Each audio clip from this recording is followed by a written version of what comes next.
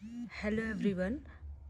आज हम लोग मोटिवेशन की दूसरी थियरीज पढ़ने जा रहे हैं जिसका नाम है Herzberg two factor theory proposed by Frederick Herzberg. इस थियरी को स्टार्ट करने से पहले मैं आप लोग से एक क्वेश्चन पूछना चाहती हूँ। अगर आपको 1 लाख रुपए सैलरी मिल रही हो लेकिन आपका बॉस आपको इग्नोर करता हो, कोई अप्रिसिएशन ना हो और काम बोरिंग हो, क्या आप ट्रूली मोटिवेटेड फील करेंगे? मुझे जहाँ तक लगता है नहीं। यही पॉइंट एक्सप्लेन करता है फ्रेडरिक हर्ज़बर्ग की टू फैक्टर थ्योरी। हर्ज़बर्ग ने एक पावरफुल स्टेटमेंट दिया था, जॉब सेटिस्फैक्शन और जॉब डिससेटिस्फैक्शन के फैक्टर्स अलग होते हैं। यानी जो चीज़ आपको अनहैप्पी बनाती है वो ज़रूरी नहीं कि वही चीज़ आपको मोटिवेटेड भी करे।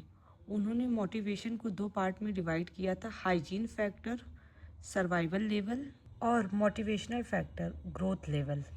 पहले hygiene factor means survival level में इन्हें मेंटेनेंस फैक्टर भी कहते हैं।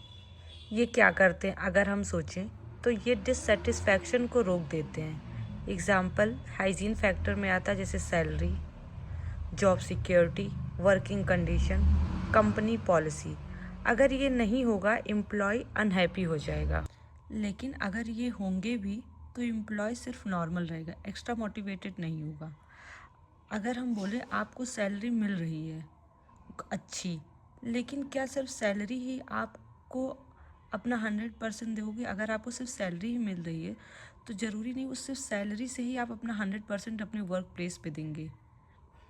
एक एम्प्लॉय के लिए अपने वर्क प्लेस पे 100% देने के लिए सिर्फ सैलरी ही नहीं बल्कि मोटिवेशनल फैक्टर जो ग्रोथ लेवल जिसको कहा जाता है वो भी ज़रूरी होते हैं। जैसे अब आते हैं रियल गेम चेंजर पे हम। ये फैक्टर जॉब सेटिस्फैक्शन क्रिएट करते हैं जैसे कि achievement, recognisation, responsibility, promotion, personal growth. अगर आपको बहुत अच्छी सैलरी मिल रही है, महीने का आप 2 लाख सैलरी पा रहे हैं लेकिन कोई अप्रिसिएशन नहीं है, कोई आपका ग्रोथ नहीं है, जॉब बहुत बोरिंग है, तो उससे भी मन में डिससेटिस्फैक्शन रहता है, कोई रिस्पेक्ट नहीं है आपके वर्क प्लेस पे, तो ये भी कहीं ना कहीं हमें डीमोटिवेट कर देता है। जब आपको अप्रिसिएशन मिलती है, जब आपको रिस्पॉन्सिबिलिटी दी जाती है, तब आप खुद ही बेस्ट देना चाहते हैं। यही होता है रियल मोटिवेशन। जब हमारे थॉट्स, हमारी थिंकिंग को हमारे वर्क प्लेस पे अप्रिशिएट किया जाता है, अगर हम कुछ आइडिया दे रहे हैं तो ऑर्गेनाइजेशनल लेवल पे उस आइडिया को इंक्लूड किया जा रहा है, तो हमें भी एक अप्रिसिएशन फील होता है कि हाँ, हमारे आइडियाज़, हमारे परसेप्शन को कंपनी वैल्यू कर रही है। तो हम ये भी सोचेंगे, मन में हमारे आएगा कि हम और भी ज़्यादा क्या बेटर करें जिससे हमारे ऑर्गेनाइजेशन की अच्छी ग्रोथ हो। Hygiene factor is equal to unhappy होने से बचते हैं, लेकिन मोटिवेशनल इज इक्वल टू आपको एक्स्ट्रा ऑर्डिनरी बनाते हैं। रियल लाइफ के एग्जांपल में अगर देखें तो सोचिए, एक स्कूल में टीचर को सैलरी मिल रही है, सेफ इन्वायरमेंट है, लेकिन कोई अप्रिसिएशन नहीं है, कोई प्रमोशन चांस नहीं है। वो टीचर काम करेगा लेकिन पैशन के साथ नहीं करेगा। अब अगर उस टीचर को रिकग्नाइजेशन मिले, रिस्पॉन्सिबिलिटी मिले, ग्रोथ अपॉर्चुनिटी मिले, तो वो अपना 200% देगा। तो स्टूडेंट्स, हर्ज़बर्ग की थियरी हमें सिखाती है कि सिर्फ पैसा मोटिवेट नहीं करता। रियल मोटिवेशन तब आता है जब इंसान को रिस्पेक्ट, रिकग्नाइजेशन और ग्रोथ मिलती है। और याद रखिए, लाइफ में भी सिर्फ सर्वाइवल मत कीजिए, ग्रोथ के लिए काम कीजिए। स्क्रीन पे इस 2x2 मैट्रिक्स से हम इस थियरी को थोड़ा और प्रैक्टिकलिटी से समझते हैं। यहाँ 2 चीज़ें इम्पॉर्टेंट है। वर्टिकल साइड पर है हाइजीन फैक्टर लो से हाई तक, हॉरिजॉन्टल साइड पे है मोटिवेशन फैक्टर लो से हाई तक। इसका मतलब क्या है? हर्ज़बर्ग कहते हैं कि एम्प्लॉय की सिचुएशन इन दोनों फैक्टर के कॉम्बिनेशन पर डिपेंड करती है। चलिए एक एक बॉक्स को समझते हैं। पहला, high hygiene and low motivation. यहाँ एम्प्लॉय के पास good salary, job security, safe environment है, लेकिन रिकग्नाइजेशन नहीं है, ग्रोथ नहीं है, अचीवमेंट का फीलिंग नहीं है। इसका रिजल्ट क्या होगा? एम्प्लॉय के पास कंप्लेन नहीं होगी, लेकिन वो ट्रूली मोटिवेटेड भी नहीं होगा। वो सिर्फ काम कर रहा है, पैशन के साथ नहीं। दूसरा, high hygiene and high motivated ideal situation है। यह सबसे बेस्ट कंडीशन है। यहाँ सैलरी भी अच्छी है, सिक्योरिटी भी है, रिकॉग्नाइजेशन भी है, ग्रोथ अपॉर्चुनिटी भी है। इसका रिजल्ट क्या होगा? एम्प्लॉय के पास कंप्लेन नहीं है और वो हाईली मोटिवेटेड भी है। ये परफेक्ट ऑर्गेनाइजेशनल सिचुएशन है। इसी को मैनेजर को अचीव करना चाहिए। तीसरा है low hygiene and high motivation. ये थोड़ी इंटरेस्टिंग कंडीशन है। यहाँ सैलरी लो है, सिक्योरिटी वीक है, लेकिन एम्प्लॉय को अचीवमेंट मिल रहा है, रिकॉग्नाइजेशन मिल रहा है। इसका रिजल्ट ये होगा, एम्प्लॉय मोटिवेटेड है काम करने के लिए, लेकिन कंप्लेन भी है। वो काम करेगा लेकिन लॉन्ग टर्म में शायद फ्रस्ट्रेटेड हो सकता है।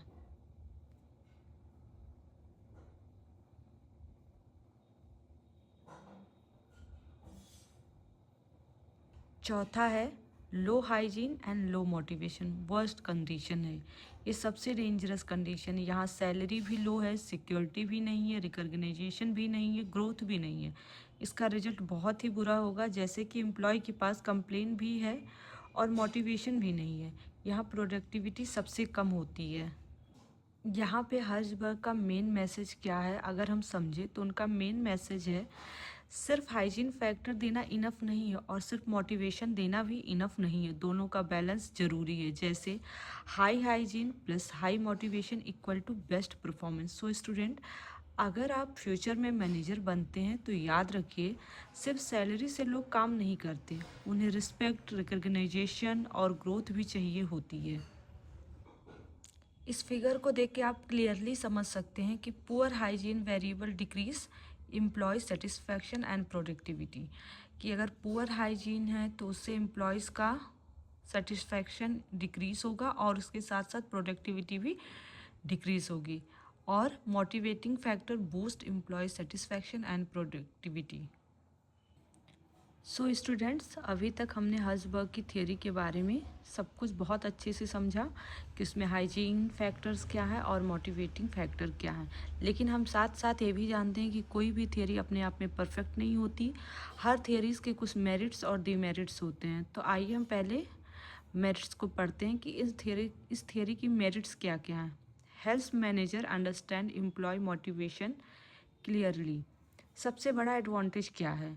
ये थियरी मैनेजर को क्लियरली बताती है कि एम्प्लॉयज़ को सिर्फ सैलरी देना काफ़ी नहीं है। मैनेजर को समझना होगा एम्प्लॉय डिससेटिस्फाइड क्यों है और एम्प्लॉय मोटिवेटेड क्यों नहीं है। ये क्लियरली हर्ज़बर्ग देते हैं और मैनेजमेंट में क्लियरिटी ही पावर होती है। मान लीजिए एक कंपनी एम्प्लॉय को 50,000 सैलरी दे रही है, ठीक है, एसी ऑफिस दे रही है।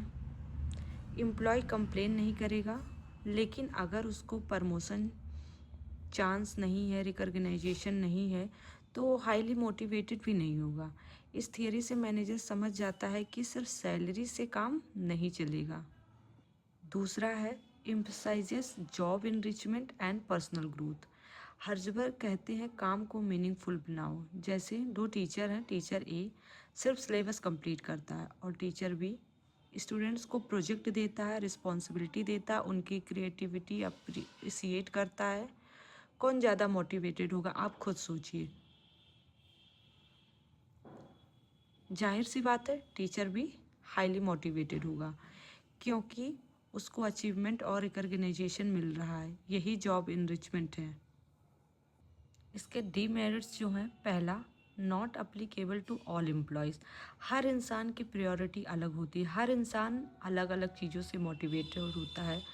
अगर देखें हम, एम्प्लॉय 1 जो है वो यंग है, ग्रेजुएट है, ग्रोथ और लर्निंग चाहता है, और एम्प्लॉय बी जो है वो मैरिड है, फैमिली रिस्पॉन्सिबिलिटी है उस पर, उसके लिए सैलरी और स्टेबिलिटी ज़्यादा इम्पॉर्टेंट है। दोनों को सेम तरीके से मोटिवेटेड नहीं किया जा सकता, इसलिए थियरी सब पर इक्वली अप्लाई नहीं होती। हाँ, तो इस एग्जाम्पल में हम ये कह सकते हैं कि दोनों जो एम्प्लॉयज़ हैं, दोनों को सेम तरीके से मोटिवेटेड नहीं किया जा सकता, इसलिए थियरी सब पर इक्वली अप्लाई नहीं होती है। दूसरा जो इसमें है, ignore external factor. Herzberg mainly job के अंदर के फैक्टर पर फोकस करते हैं, लेकिन रियल लाइफ में बाहर के फैक्टर्स भी इम्पोर्टेंस होते हैं। जैसे अगर किसी एम्प्लॉय के घर में फाइनेंशियल प्रॉब्लम चल रहा हो तो चाहे ऑफिस में रिकॉग्नाइजेशन मिले, लेकिन वो मेंटली फुल्ली मोटिवेटेड नहीं होगा। इसलिए एक्सटर्नल फैक्टर भी मोटिवेशन को अफेक्ट करते हैं। सो स्टूडेंट, हर्ट्जबर्ग की थियरी स्ट्रॉन्ग फाउंडेशन देती है, लेकिन स्मार्ट मैनेजर वही है जो सिचुएशन को समझे, लोगों को समझे और फिर थियरी अप्लाई करे। रिमेंबर, मोटिवेशन सिर्फ पैसे से नहीं होता, मोटिवेशन रिस्पेक्ट, ग्रोथ और मीनिंग से होता है।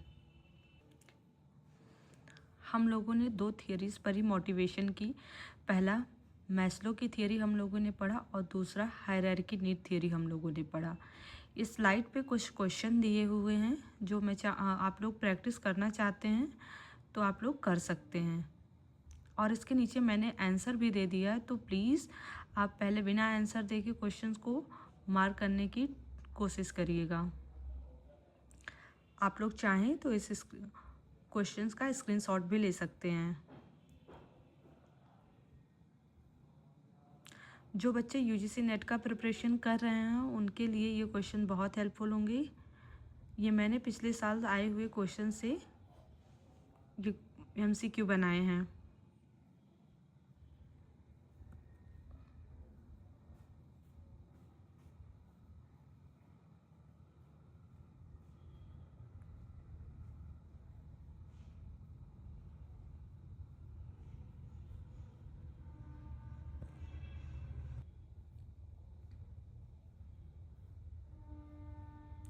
अगर आप लोग को कोई भी थियरी से रिलेटेड या कोई क्वेश्चन से रिलेटेड कोई भी डाउट है या कोई भी क्वेरी है तो आप लोग कमेंट बॉक्स में मुझसे पूछ सकते हैं।